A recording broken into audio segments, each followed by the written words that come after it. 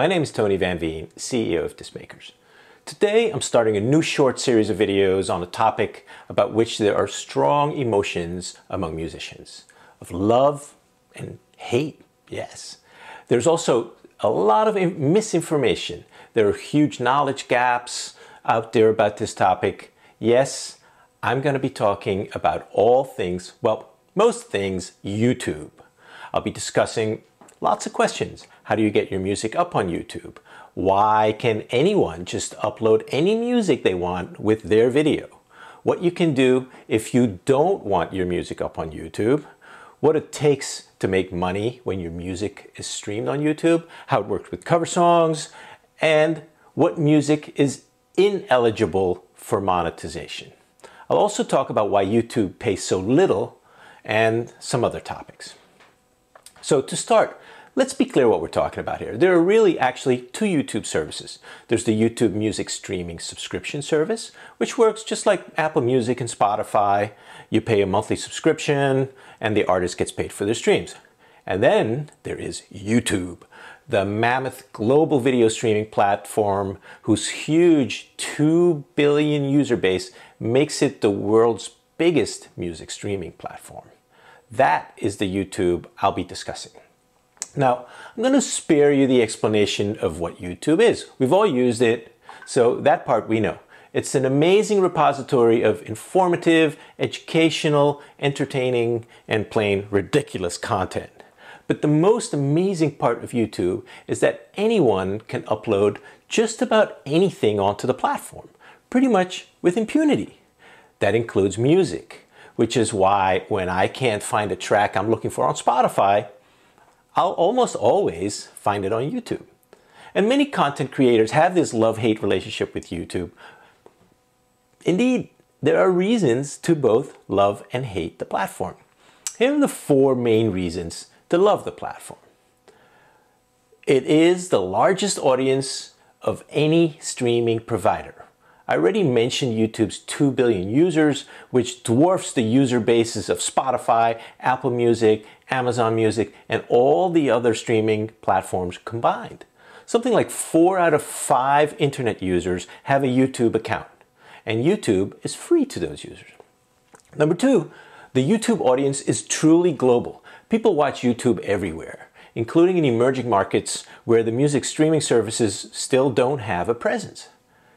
Number 3, YouTube is not just music, it's video. It is the best way to show the world what you look like and how you move as an artist. And 4, YouTube offers you the chance to go viral.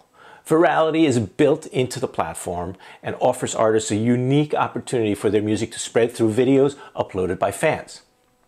Now, of course, there are also these 2 reasons to hate YouTube. Number 1 is lack of control. Anyone can upload music and video content to the platform, as I said, almost with impunity. So you, as an artist, have very little control over who uploads your music and what kind of videos it ends up appearing in. Number 2 is poor monetization. YouTube streaming rates are the lowest of all the streaming services, and in fact, they've built in limits so that many channels actually can't even monetize. So how does YouTube's monetization actually work exactly? Well, it seems that outside of YouTube, nobody seems to really know the full picture. YouTube and its algorithms are a very complicated black box. I've spoken to some of the world's foremost experts at YouTube monetization, and they could not definitively explain to me how exactly all of YouTube's algorithms work to calculate monetization rates, nor exactly how all the rights identification protocols work. So I'm going to caveat all I'm going to say with this. I'm going to provide you with general information about how YouTube works. There are people out there who know way more about YouTube, and if you're prepared to go down the YouTube rabbit hole, there is much more to be learned about rights management and monetization in YouTube than what I'm probably going to be discussing. But I will do my best to explain the essentials that you need as an independent artist and to keep it simple and straightforward for you. So I'm going to start by asking the question, how did YouTube get so huge? See, the thing that has driven YouTube to the top of video, and by extension music streaming, is what the industry calls UGC, user-generated content. You see, unlike Netflix or Apple Music, where the content we view or listen to is provided by the movie studios, the filmmakers, the record labels, or the musicians who actually own the content, on YouTube, any user can upload any content they want, whether they created it, whether they own it or not. And you may think, that's crazy, that's copyright infringement. How's that allowed? That should be stopped. And you would be right about it being crazy. And I know it drives some content owners, including musicians, absolutely nuts when their music or video ends up on YouTube without their permission.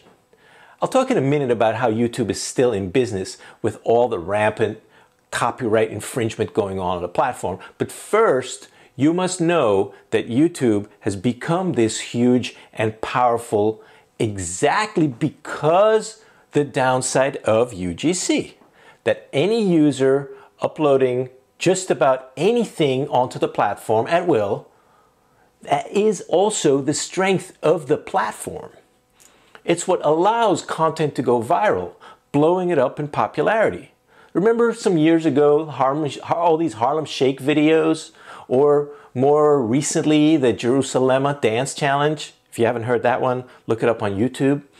People upload their own videos with these artists' music on YouTube are literally driving billions of streams of those artists' songs and driving significant revenue for those artists and for those composers. And that, my friend, is the power of the billions of YouTube viewers and the UGC model.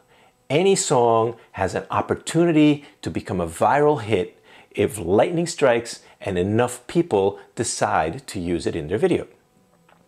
But how is it possible that anyone can infringe on an artist's copyrights on YouTube and the platform hasn't been sued out of existence yet? I will be discussing that in my next video, and I hope to see you then.